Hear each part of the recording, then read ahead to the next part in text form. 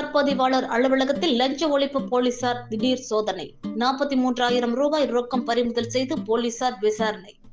வேலூர் மாவட்டம் குடியாத்தம் தங்கநகர் பகுதியில் தனியாருக்கு சொந்தமான கட்டடத்தில் முதல் தளத்தில் கடந்த 5 ஆண்டுகளுக்கு மேலாக குடியாத்தம் சார் பதிவாளர் அலுவலகம் இயங்கி வருகின்றது.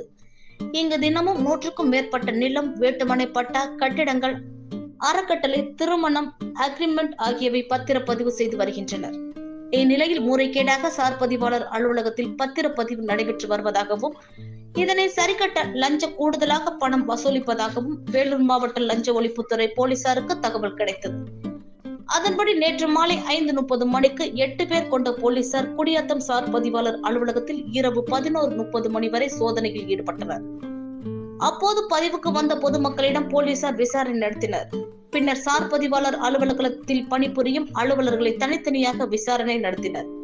மேலும் சோதனையில் கணக்கில் வராத 43,000 ரூபாய் ரொக்கத்தை வேலூர் லஞ்ச ஒழிப்புத்துறை போலீசார் பறிமுதல் செய்து மேலும் இது குறித்து விசாரணை மேற்கொண்டு வருகின்றனர். குடியாத்தம் சார் பதிவாளர் அலுவலகத்தில் திடீரென லஞ்ச ஒழிப்புத்துறை போலீசார் அதிரடி சோதனை மேற்கொண்டது பரபரப்பை ஏற்படுத்தியுள்ளது.